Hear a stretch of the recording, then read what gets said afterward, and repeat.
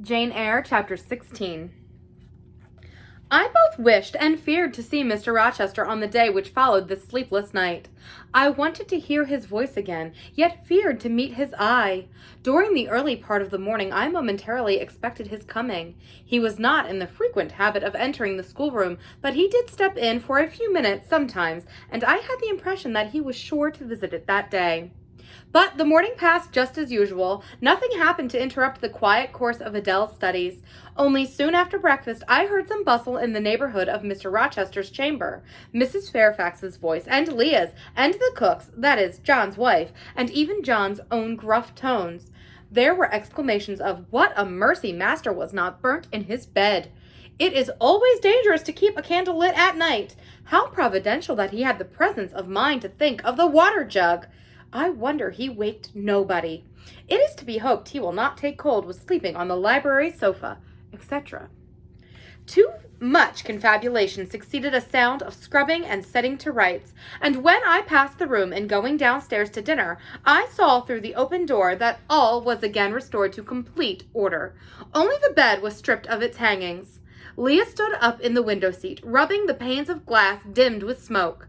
I was about to address her, for I wished to know what account had been given of the affair, but on advancing I saw a second person in the chamber, a woman sitting on a chair by the bedside and sewing rings to new curtains.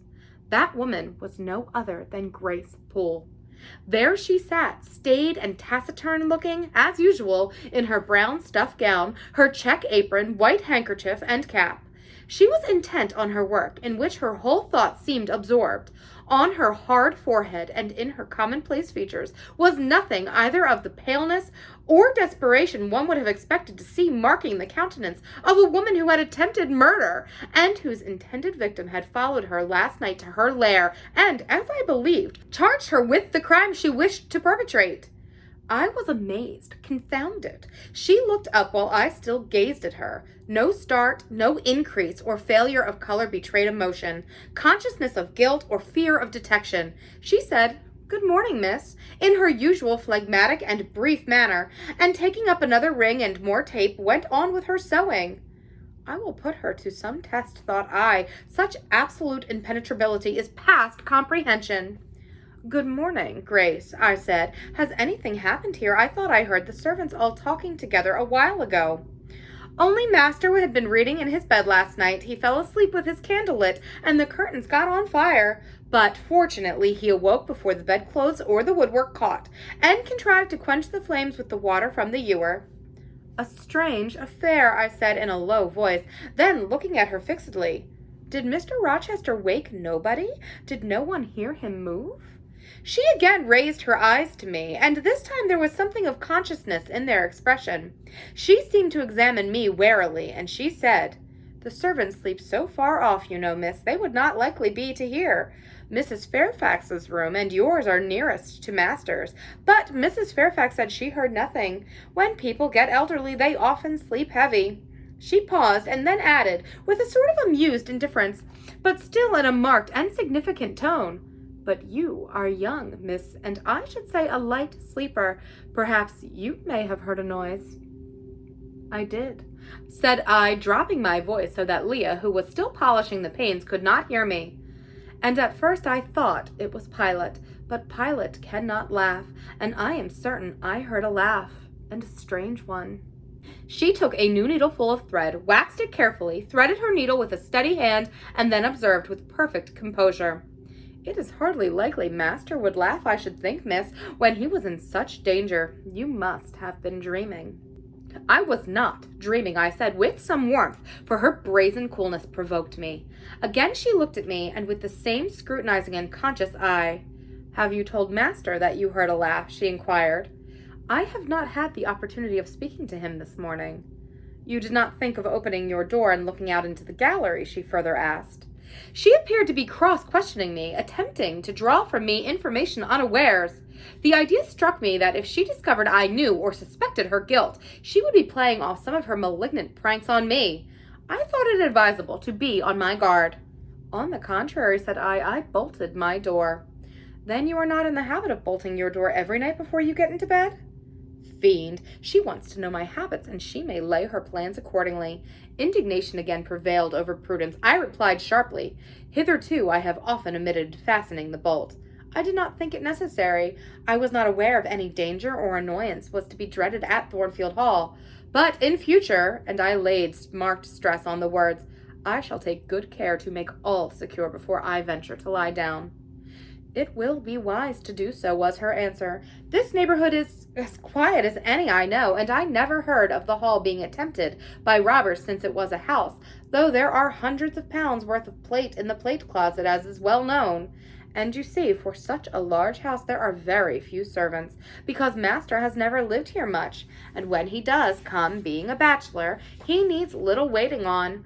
But I always think it best to err on the safe side. A door is soon fastened, and it is as well to have a drawn bolt between one and any mischief that may be about. A deal of people, miss, are for trusting all to Providence, but I say Providence will not dispense with the means, though he often blesses them when they are used discreetly." And here she closed her harangue, a long one for her, and uttered with the demureness of a Quakeress. I still stood absolutely dumbfoundered at what appeared to be her miraculous self-possession and most inscrutable hypocrisy when the cook entered. "Mrs. Poole," she said, addressing Grace, "the servants' dinner will be soon ready. Will you come down?" "No, just put my pint of porter and a bit of pudding on a tray, and I'll carry it upstairs." "You'll have some meat?" "Just a morsel, a taste of cheese, that's all." "And the sago?" "Never mind it at present. I shall be coming down before tea time. I'll make it myself." The cook here turned to me, saying that Mrs. Fairfax was waiting for me, so I departed. I hardly heard Mrs. Fairfax's account of the curtain conflagration during dinner, so much was I occupied in puzzling my brains over the enigmatical character of Grace Poole, and still more in pondering the problem of her position at Thornfield, and questioning why she had not been given into custody that morning, or at the very least dismissed from her master's service. He had almost as much as declared his conviction of her criminality last night. What mysterious cause withheld him from accusing her? Why had he enjoined me, too, to secrecy? It was strange. A bold, vindictive, and haughty gentleman seemed somehow in the power of one of the meanest of his dependents. So much in her power that even when she lifted her hand against his life, he dared not openly charge her with the attempt, much less punish her for it. Had Grace been young and handsome, I should have been tempted to think that tenderer feelings than prudence or fear influenced Mr. Rochester in her behalf. But, hard-favored and matronly as she was, the idea could not be admitted. Yet, I reflected, she has been young once. Her youth would be contemporary with her master's. Mrs. Fairfax told me once she had lived here many years. I don't think she can ever have been pretty, but for aught I know she may possess originality and strength of character to compensate for want of personal advantages. Mr. Rochester is an amateur of the decided and eccentric. Grace is eccentric at least. What if a former caprice, a freak very possible to a nature so sudden and headstrong as his, had delivered him into her power, and she now exercises over his actions a secret influence, the result of his own indiscretion, which he cannot shake off and dare not disregard? But, having reached this point of conjecture, Mrs. Poole's square, flat figure, and uncomely dry, even coarse face, recurred so distinctly to my mind's eye that I thought, no, impossible. My supposition cannot be correct. Yet, suggested the secret voice which talks to us in our own hearts, you are not beautiful either, and perhaps Mr. Rochester approves you. At any rate, you have often felt as if he did, and last night, remember his words, remember his look, remember his voice.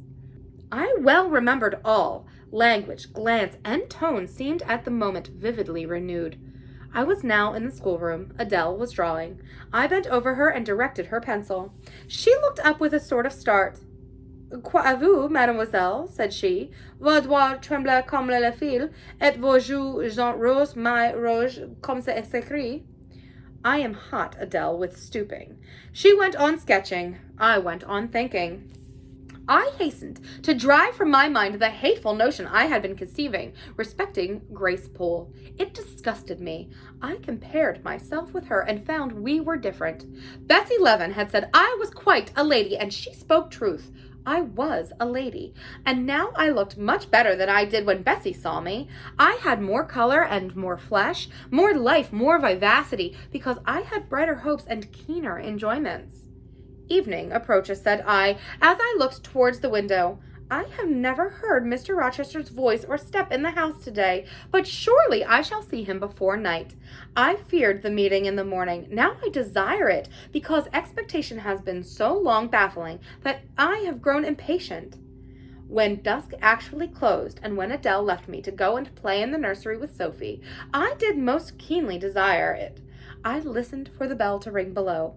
I listened for Leah coming up with a message. I fancied sometimes I heard Mr. Rochester's own tread, and I turned toward the door, expecting it to open and admit him. The door remained shut. Darkness only came in through the window. Still, it was not late. He often sent for me at 7 and 8 o'clock, and it was yet but 6. Surely I should not be wholly disappointed tonight, when I had so many things to say to him. I wanted again to introduce the subject of Grace Poole, and to hear what he would answer. I wanted to ask him plainly if he really believed it was she who had made last night's hideous attempt, and if so, why he kept her wickedness a secret. It little mattered whether my curiosity irritated him. I knew the pleasure of vexing and soothing him by turns. It was one I chiefly delighted in, and a sure instinct always prevented me from going too far. Beyond the verge of provocation I never ventured. On the extreme brink I liked well to try my skill. Retaining every minute form of respect, every propriety of my station, I could still meet him in argument without fear or uneasy restraint. This suited both him and me. A tread creaked on the stairs at last. Leah made her appearance, but it was only to intimate that tea was ready in Mrs. Fairfax's room. Thither I repaired, glad at least to go downstairs, for that brought me, I imagined, nearer to Mr. Rochester's presence. "You must want your tea," said the good lady as I joined her. "You ate so little dinner, I am afraid," she continued. "You are not well today. You look flushed and feverish." "Oh, quite well. I never felt better." "Then you must prove it by evincing a good appetite. Will you fill the teapot while I knit off this needle?" Having completed her task, she rose to draw down the blind, which she had hitherto kept up by way, I suppose, of making the most of daylight, though dusk was now fast deepening into total obscurity. "It is fair tonight," said she, and she looked through the panes, though not starlight. "Mr. Rochester has, on the whole, had a favorable day for his journey." "Journey? Is Mr. Rochester gone anywhere? I did not know he was out." "Oh, he set off the moment he had breakfast. He is gone to the Leas, Mr. Eshton's place, 10 miles on the other side of Millcote. I believe there is quite a party assembled there. Lord Ingram, Sir George Lynn, Colonel Dent, and others." "Do you expect him back tonight?" "No, nor tomorrow either. I should think he is very likely to stay a week or more. When these fine, fashionable people get together, they are so surrounded by elegance and gaiety, so well provided with all that can please and entertain, they are in no hurry to separate. Gentlemen especially are often in request on such occasions. Mr. Rochester is so talented and so lively in society that I believe he is a general favorite. The ladies are very fond of him, though you would not think his appearance calculated to recommend him particularly in their eyes. But I suppose his acquirements and abilities, perhaps his wealth and good blood, make amends for any little fault of look."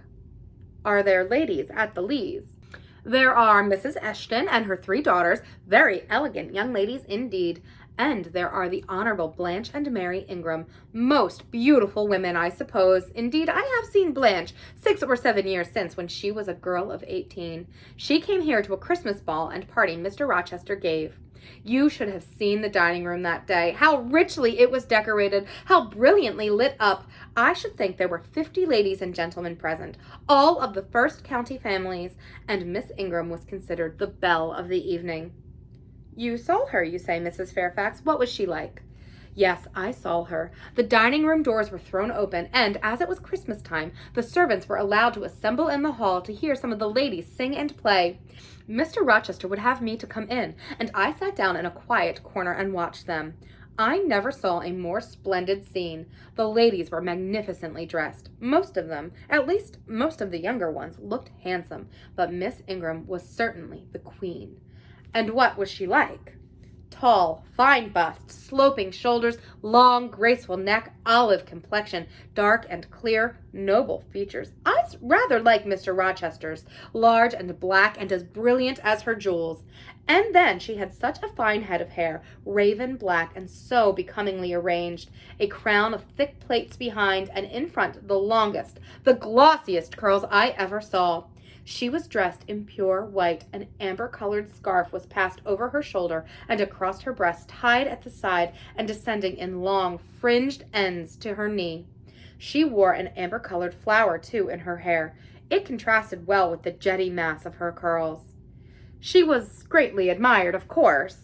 Yes, indeed, and not only for her beauty, but for her accomplishments. She was one of the ladies who sang. A gentleman accompanied her on the piano. She and Mr. Rochester sang a duet. Mr. Rochester, I was not aware he could sing. Oh, he has such a fine bass voice and excellent taste for music. And Miss Ingram, what sort of voice has she? A very rich and powerful one. She sang delightfully. It was a treat to listen to her, and she played afterwards. I am no judge of music, but Mr. Rochester is, and I heard him say her execution was remarkably good. And this beautiful and accomplished lady, she is not yet married? It appears not. I fancy neither she nor her sister have very large fortunes. Old Lord Ingram's estates were chiefly entailed, and the eldest son came in for everything almost. But I wonder no wealthy nobleman or gentleman has taken a fancy to her. Mr. Rochester, for instance, he is rich, is he not? Oh, yes, but you see, there is a considerable difference in age. Mr. Rochester is nearly 40, but she is but 25. What of that? More unequal matches are made every day. True, yet I should scarcely fancy Mr. Rochester would entertain any idea of the sort. But you eat nothing. You have scarcely tasted since you began your tea.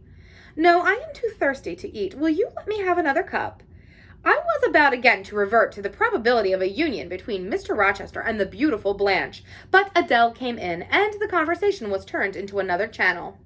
When once more alone, I reviewed the information I had got, looked into my heart, examined its thoughts and feelings, and endeavored to bring back with a strict hand such as had been straying through imagination's boundless and trackless waste into the safe fold of common sense.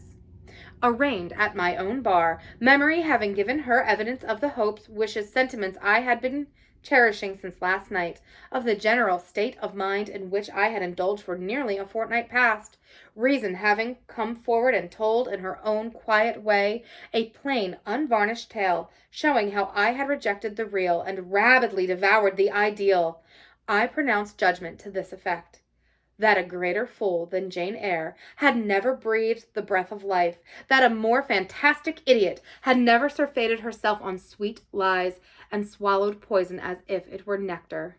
You, I said, a favorite with Mr. Rochester, you, gifted with the power of pleasing him, you, of importance to him in any way, go. Your folly sickens me, and you have derived pleasure from occasional tokens of preference, equivocal to tokens shown by a gentleman of family and a man of the world to a dependent and a novice. How dared you, poor stupid dupe?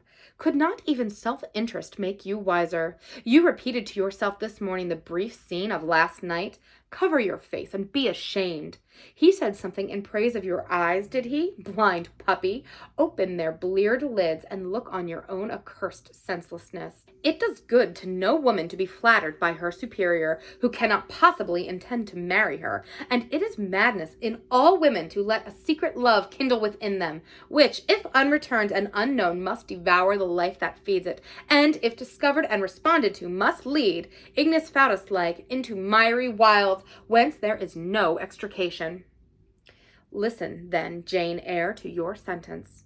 Tomorrow, place the glass before you and draw in chalk your own picture, faithfully, without softening one defect. Omit no harsh line, smooth away no displeasing irregularity. Write under it, portrait of a governess, disconnected, poor, and plain.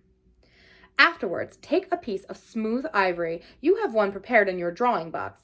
Take your palette, mix your freshest, finest, clearest tints, choose your most delicate camel hair pencils, delineate carefully the loveliest face you can imagine. Paint it in your softest shades and sweetest hues, according to the description given by Mrs. Fairfax of Blanche Ingram. Remember the raven ringlets, the oriental eye, what you revert to Mr. Rochester as a model. Order, no snivel, no sentiment, no regard. I will endure only sense and resolution. Recall the august yet harmonious lineaments, the Grecian neck and bust. Let the round and dazzling arm be visible, and the delicate hand omit neither diamond ring nor gold bracelet. Portray faithfully the attire, aerial lace and glistening satin, graceful scarf and golden rose. Call it Blanche, an accomplished lady of rank. Whenever, in future, you should chance to fancy Mr. Rochester thinks well of you, take out these two pictures and compare them.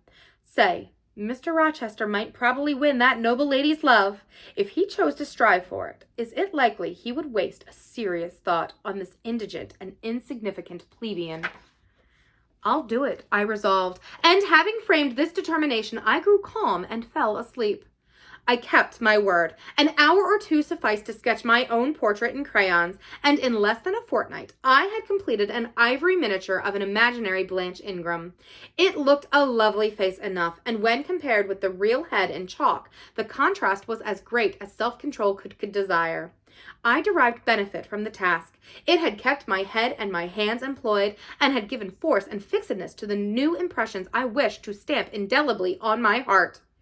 Ere long, I had reason to congratulate myself on the course of the wholesome discipline to which I had thus forced my feelings to submit. Thanks to it, I was able to meet subsequent occurrences with decent calm, which, had they found me unprepared, I should probably have been unequal to maintain, even externally.